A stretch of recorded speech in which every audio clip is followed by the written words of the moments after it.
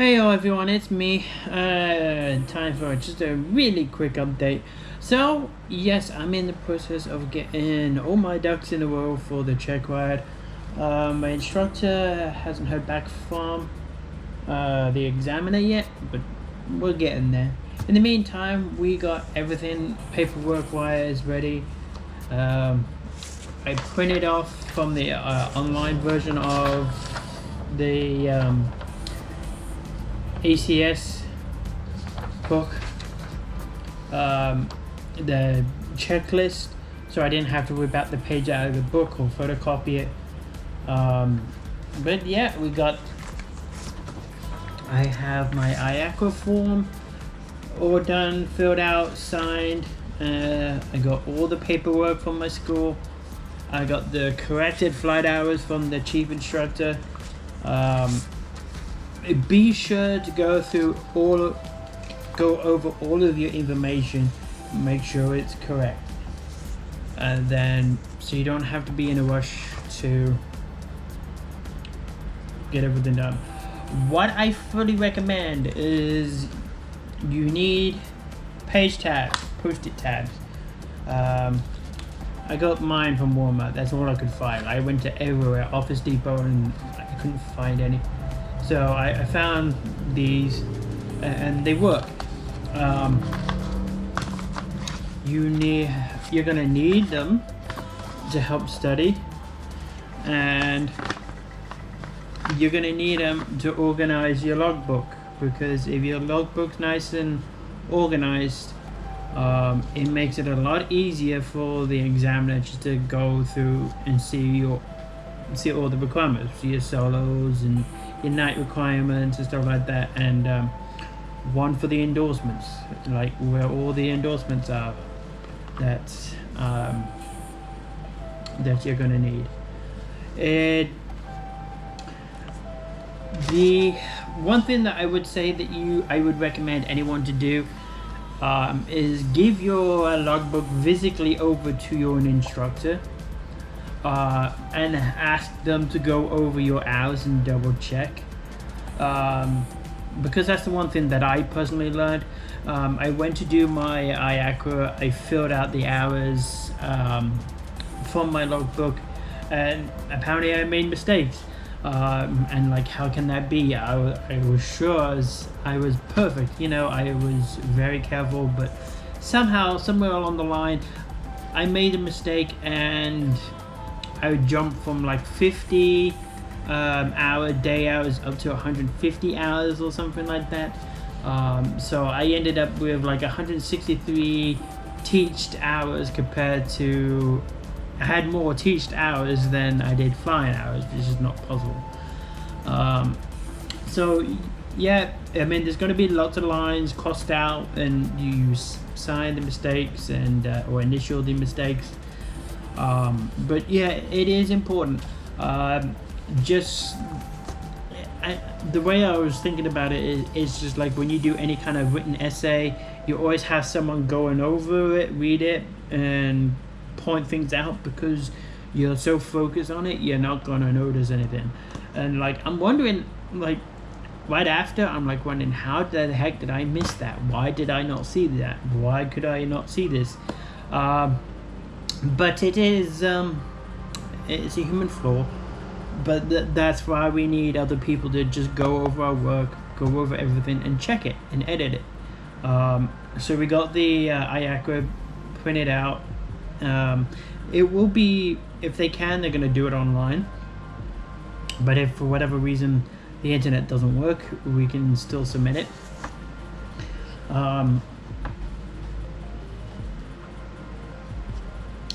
It is very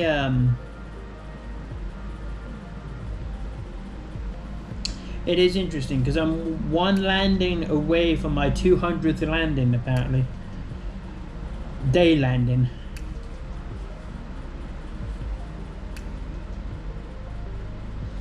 And I got 11 night landings and 199 day landings, so it is very interesting. The other thing that I would say is when you're studying for your check ride or and stuff, don't just use one source. I said this before, but all the learning material that is available, there are things that they cover that one misses. This is good, but the only problem is it thinks you're going to be flying a Cessna. It doesn't think you're flying a Piper Cherokee. It's going to give you answers as if you're only flying a Cherokee. A Cessna. And if you don't know what applies to a Cessna and what doesn't apply to a Cessna, then you are going to be tripping up over yourself. But it has a lot of good details. It has copy all the stuff that's general to aviation that you could use. King Schools, the videos on the simulated check ride, I found that really good. I've been watching that the entire time. I've been going over it, seeing everything they did. The one thing that this did that my actual school does a little bit different, the acronym for aviates, for this they put an extra A in it at the start of airworthiness directives as required. Everything that I've seen so far just has been just one A for the annual for 12 months, but it is what it is. I mean, there is no bad information. It's like Chinese whispers. Like if you start off whispering in one person's ear, by the time you get to the 20th person, the entire message would have changed. And it's really kind of similar to that, is the best I can describe it. You got one bit of information here, the college that I'm at saying a little bit something slightly different, and then you got John at 5 Mike Alpha saying something slightly bit different but slightly similar too, and then you got the King School saying some things that the others have missed, but it's no less important. So, and I took an advantage and got to speak to a YouTuber online Tuesday.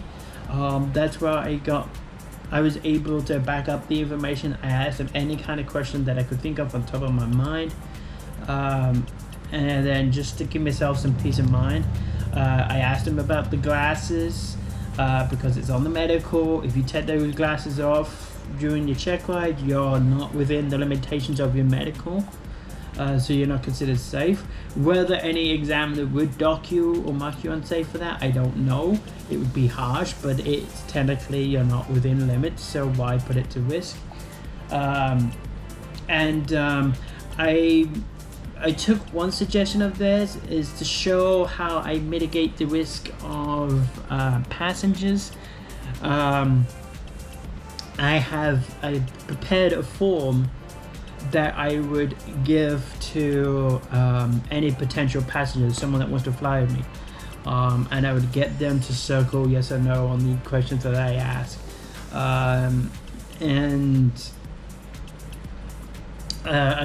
I gave that form to one person that that wants to fly with me after I passed the check ride, as a kind of a test. I'm sure my writing, I'm a writer but I'm not an editor, so I'm sure it's not perfect, so that's why I'm giving it to him to test, to try out and see how well it goes. Some of the things that are on there, like the very first question I asked, are you comfortable with leaving the state? It seems like an odd question, but it's very easy to cross state borders when you're flying. And my particular airport's very close, within 5-10 minutes of New Jersey. So if you're not comfortable with leaving the state for whatever reason, it's good to know. And I also make it clear that that things can happen. I ask them, can you make sure that you have some money on hand, either cash or credit card, just in case we land somewhere because of plane issues or bad weather. Make sure you have some money just to get a motel room, or to rent your headset and stuff like that. Immediately the second question I have is, are you going to be prepared to take over the controls of the airplane should an emergency occur? If something happened to me, would you be comfortable controlling the airplane? Not that it's likely to happen, but I want them to mentally be prepared for themselves. I put the sign out that the way that we stay safe is by preparing for the worst, not being surprised by the worst. I want to make sure that their expectations are grounded. I made it very clear that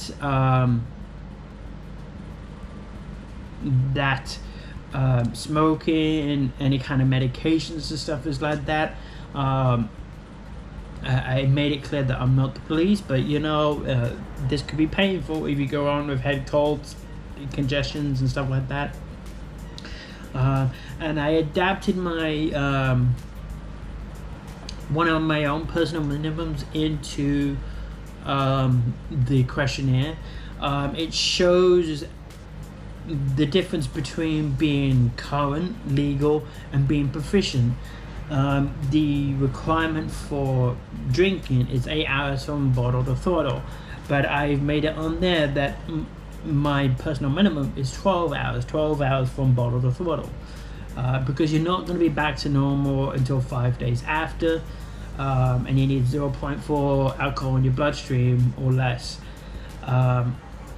So I say you need 12 hours, and as PIC, I have ultimate discretion if I feel you're intoxicated to terminate the flight before it even begins. So I hope to have a blank form for the examiner, have the form that's filled out by the person that wants to fly with me to demonstrate how it can work and how it can't work. In there I showed that I'm thinking about pre-flighting, and this is how I would mitigate the risk of the pilots, making sure and knowing ahead of time if they're anxious, so they know there's no pressure. Like if they've got to be somewhere after a certain hours, plan ahead so there's no pressure of time. There's no external pressures. It takes away that element of pressure of me by knowing ahead of time that the passenger knows what to expect before they even get to the airport. And I thought that was pretty cool because that was